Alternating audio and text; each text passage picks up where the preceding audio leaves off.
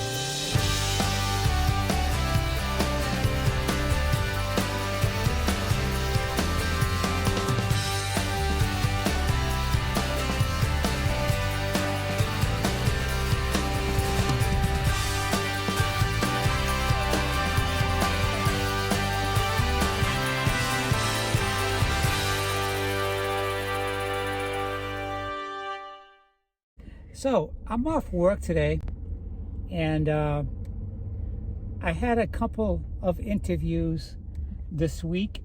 I had one yesterday, and I had a couple last week, and a couple the week before those.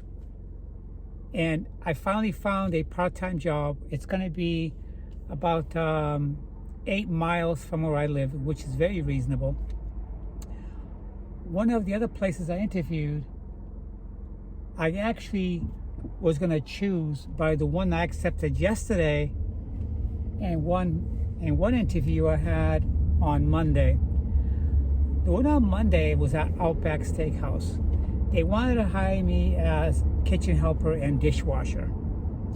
Okay, they were going to pay me $16 an hour, which is very reasonable for a part-time job. But I had to be honest with them and tell them that I had an interview on Wednesday, and after that interview I would think about which one I would accept. So after yesterday's interview, I accepted to go with a part-time job that's 8 miles from my home for $1 less. Why? Because when I did the Outback interview on Monday, I had to go out there close to 18 miles one way through traffic during rush hour. Not good. So, but they gave me a good interview. The manager seemed very, very nice. And I told her that I had an interview with another restaurant on Tuesday, which was yesterday. So that's the one that I accepted for $1 less. For $15 an hour, I accepted that part-time job, same position. It's a smaller restaurant. It's a high-end restaurant, which with French cuisine that is in a very affluent community about 8 miles from where I live. So I went in, I met the manager. Some of the employees speak French. The owner seems like he's French with a heavy French accent. And we negotiated on an hourly rate and he accepted. I had told him about my interview I had on Monday and how they were going to pay me $16 an hour. He told me that his employees in the kitchen, they're also kitchen help, that he pays them $14 an hour and he couldn't pay me what Outback was. So I looked at him, I said to him, you're only 8 miles from where I live. I said, Outback is further and I don't want to drive that far. And I said, would you be able to give me 15? He said, yes. We shook on it. I submitted my application for him and then he hired me on the spot. I start this Friday. So yesterday when I got home, after speaking with him, he wanted me to text him my social security card. I don't carry my social security card on me in fear that I may lose it or it can get stolen. I keep those personal important things in my safe at home. So when I came home, I made a copy of my social security card and I texted to his personal cell phone and he received it and he said thank you, and he says I'll be seeing you on Friday, which is the day I start. So I'm happy about that. This makes my financial goals more realistic now. And when I have the amount set aside for my deposit on my car, that's what I'll be doing. And I think I want to keep this car. I was considering on trading this car in, but I'm not going to get a lot for this car. Even though I paid the seller of this car $2,000, I invested another $2,000, as you know, to get it up to speed, and I replaced all the brakes on this car, the rotors, the tires. I did some electrical work to it. I did some mechanical work to it. As you know, I had the valve cover replaced with a new gasket and so forth. So I spent an additional $2,000, which if I decided to sell this vehicle, I will not get what I have invested in it or what I paid for it, which is about $4,000 total. So because I invested money in this car, I'm going to keep it as my daily driver, and also the car that I take back and forth to work to accrue miles on. This car has 277,000 miles on it, and nobody's going to pay me what I paid for it plus what I invested in it. And I've done some drive testing, and the most that I was offered for this car was $1,100, and that was by Carvana. And of course, it was a test. It was a dry test, and that's what they offered me for it.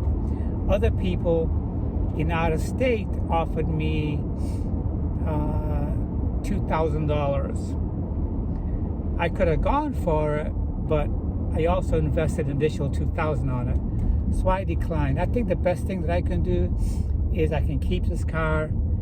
I can put cheaper insurance on it, and cheap insurance is about $75 a month. That's what I'm going to do when I get my other vehicle, because the other vehicle is going to require full coverage because I'm going to have it financed, but I'm going to put a nicer down payment on it with my part-time job money. So I am excited.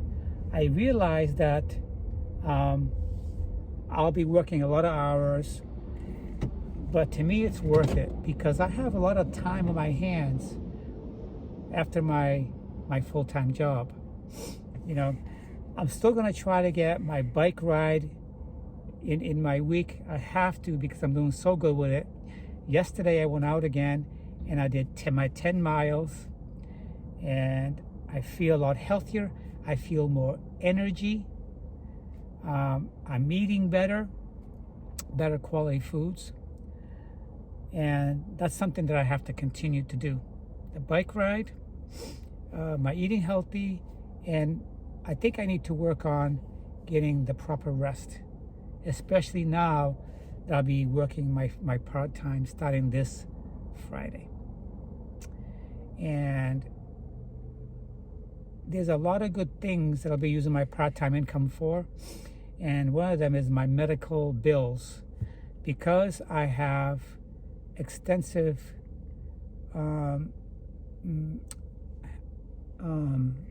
eye problems on my left, which is a lot better, I still have ongoing treatments that is costing a lot of money that my insurance is not picking up because of my deductible. I have a $6,000 deductible on my health insurance. I have the best health insurance in my company, and there's a $6,000 deductible on it, and I have to meet that $6,000 deductible first before they can pay 80% of coverage. Right now they're not paying 80 or 100%. They're only paying probably 40% or 50% or something like that. So I need to work a part-time job to make those payments on my medical bills, and that's what I'm going to do. You know, one day when my eye treatment is all done, you know, by then I'll have my new car, I'll have a little extra money set aside. I can start looking on doing funner things other than just pay medical bills. I'll talk to you guys soon. So I'm just now leaving my favorite gas station, and I came down here to play my scratch ticket because I had a win. And if I have a win of equal amount of a scratch ticket, I just buy another scratch ticket. I think my chances are as good as anyone's. I know what the odds are.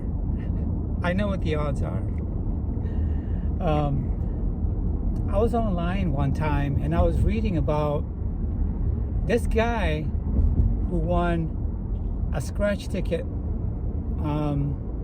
jackpot twice in 1 week. How does this happen? This one guy walked into a gas station, right? And he asked for a $20 scratch ticket.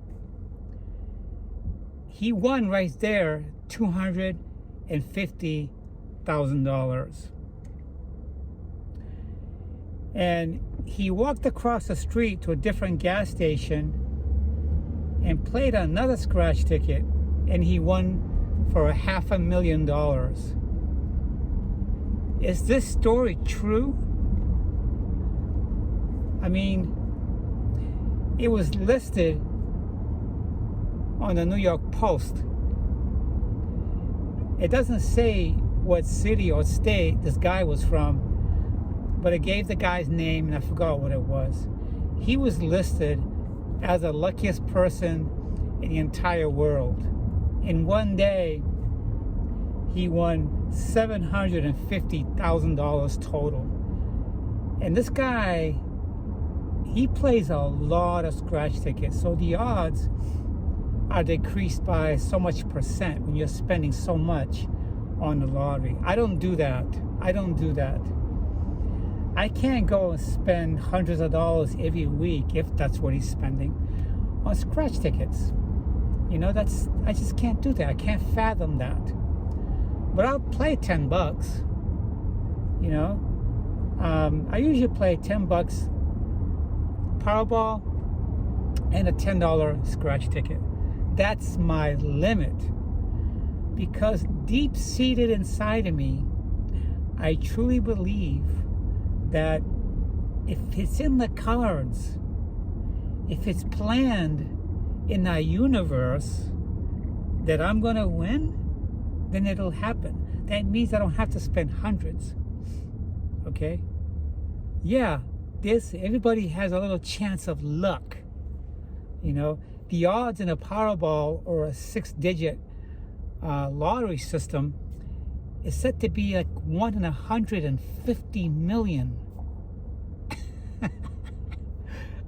1 in 150 million that one person will hit it. That's the odds are very, very low that you're going to hit for anything. So I'll take $20 a week or $20 a month. My mood goes up and down with the lottery. I might go a week or two and I'll play. Sometimes I'm pretty steady, other times I'm not. I'm just taking a chance. I'm just taking a chance on playing, because my chance is just as good as anybody else. Like I said, 150 million to 1, just like everybody else. And those past winners knew what the odds were, but they still took a chance. And so do I. So right now, I'm feeling a little hungry, but I'm not gonna go out to eat. I had a chocolate shake and my pills this morning when I got up out of bed. And I took a nice long shower this morning.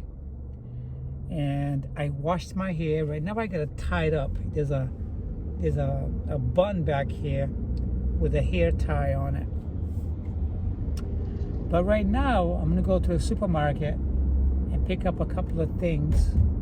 I need to get more protein shakes, and I need to get brow liner, and maybe something like some yogurts and a little jar of strawberry preserves, and probably 1 or 2 packs of meat. That's it. I'm not even gonna make a list. That's what I'm gonna get. But I'm also gonna use the old adage that never go to the supermarket when you're feeling hungry. I mean that, because when you go to work when you're hungry, go to the supermarket when you're hungry, you tend to buy things you don't need. But I'm going with a purpose and intent that I know what I need, and that's what I'm going to walk out with. So I'll get back to you guys when I get out of the supermarket and tell you guys what I did buy. But remember, you're my witness. I'm going there to get exactly what I need. So if I buy something that I did not discuss here, I gave you guys permission to scold me. Okay guys, so I'm home. A lot has happened after I got home from grocery shopping. By the way, I stuck to what I needed to get at the supermarket, and I have my receipt right here. So you guys can't beat me up because I picked out additional things that I didn't mention. So this is my list.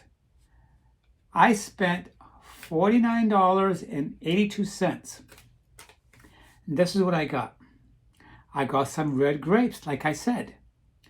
I got bananas. It's part of fruit, and I mentioned fruit. I got some yogurt, okay? 2 packs of 4s. I got some jelly, strawberry jam, like I mentioned too. And I got my eyeliner, new eyeliner, because I was all out of them, and the one I have now is almost finished. I picked up my protein shakes, which I mentioned. I picked up 2 packs of meat, 1 pack of 2 turkey legs, and some red meat, a pack of pre-spiced patties, hamburgers, and 1 pack of eggs. I stuck to my list that I put in my mind and that I had shared with you guys. I said that if I pick out more than what I needed, because in my past videos I did say never to go to the supermarket while you're hungry, because you end up picking up things that you didn't plan. I went hungry, okay? And I stayed faithful to what I needed. So, at the opening of this segment, I said that a lot has happened. Yes. Earlier today, I told you guys that I was going to start my new part-time job this Friday. Well, I was. But listen to what happened. On the way home from the supermarket, I got a call from one of the largest yacht clubs in Sarasota. For privacy reasons, I'm not going to mention which one it is. There's several. But this is one of the largest in Florida. And it's for the same position that I had accepted, for which I was supposed to begin this Friday. They're going to pay me the same as the restaurant, the French cuisine restaurant that I was supposed to begin on Friday. But this other place, this Sarasota Yacht Club, is such more huger and bigger deal. They offered me a 401k, just being part-time, and you're going to contribute 4%, okay, to every deposit of my 401k investment. I couldn't turn this up. What happened was, the last 2 weeks, I submitted so much applications on ZipRecruiter that all my efforts are now coming out and offer me a position. I've been saying all along that I've been accepting and turning down some part-time offers, and I have. And today I had to turn down the restaurant in the affluent neighborhood about 8 miles from where I live. But I notified him that something else came along, and I also told him that I've been accepting and doing interviews all week. So that's what's happened. So I went down to the yacht club. It's an incredibly beautiful, huge place right on the water with the nicest views. It's very close to the place where I like to go and spend time in, St. Armand's. And I had been to this place one time before when I was riding my bike, and I had to go use the bathroom, and this place let me in to use the restroom. They were very, very friendly. And today again, they were very, very friendly. I don't want to show off or boast, but you go to this yacht club, there's nothing but $1 million yachts outside. It's a very huge marina, one of the biggest in Florida.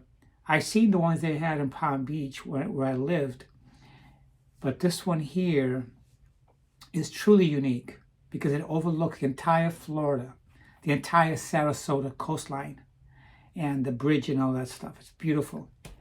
So I accepted this new position that was offered me today. And right now I'm just following what they're telling me to do. I submitted my consent so they can do a background check. And they're very, very, very flexible with me making my own schedule. But they did tell me that Fridays, they would like me to work on Fridays as it is their busiest day of the week. And I said yes, without a doubt. So the head chef or the master chef took me around the kitchen, introduced me to the people. He took me around the lobbies and the human resources people and introduced me. And I felt amazingly comfortable. In my department, which is the kitchen, there's only one person who works there, and he's the full-timer. They had someone quit of whose position I'm going to take, which is part-time. And I told him that the most important thing to me was the permanency of this. I need to have something permanent. And they guaranteed me that I would have a permanent part-time job. I told them that my minimum was 15 to 20 hours a week, but I think I'd like to have the latter of 20 hours because it puts me pretty close to what I'm doing full-time pay-wise.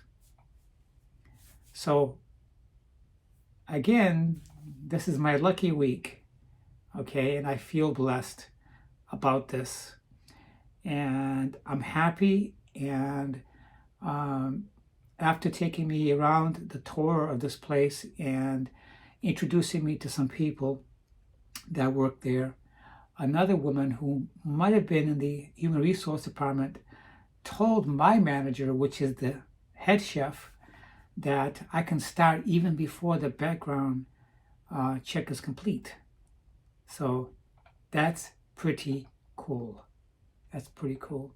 I'm very happy, and I just thought I'd want to share this with you guys. As you can tell, I have a big smile on my face. I'm going to work hard for this yacht club and do the best I can because I want to keep this part-time job. To me, it seems like something that if I don't want to do my full-time anymore, I could have opportunities at this yacht club to becoming full-time if I wanted to. That's the vibe that I got. So right now I'm happy doing it part-time and keeping my part-time, which is the biggest salary per hour. It's not that far off. It's only my full-time is only a couple bucks more than my part-time. But I don't want to exceed 60 hours a week because I'm closely going to be burnt out. I don't want to be burnt out. When I was working 72 hours a week, that's like almost two full-time jobs. That's not where I want to be. 60 hours a week is plenty. I don't need to go over that. And the biggest thing that I liked was that they're flexible with me. Okay, I can have all the weekends off if I want to. And that's excellent. That's excellent.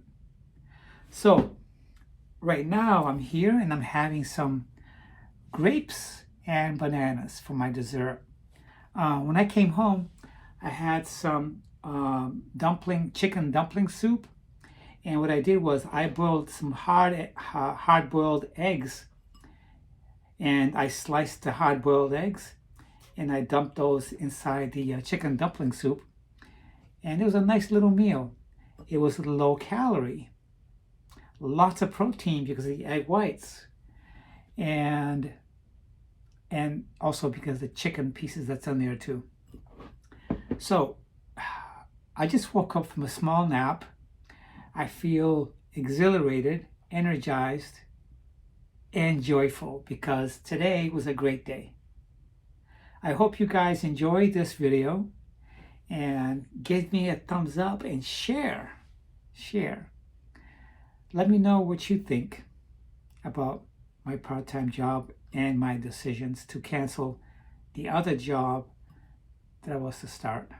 I feel good. I hope you guys have a great the rest of the evening, and I'll be talking to you guys tomorrow. Bye.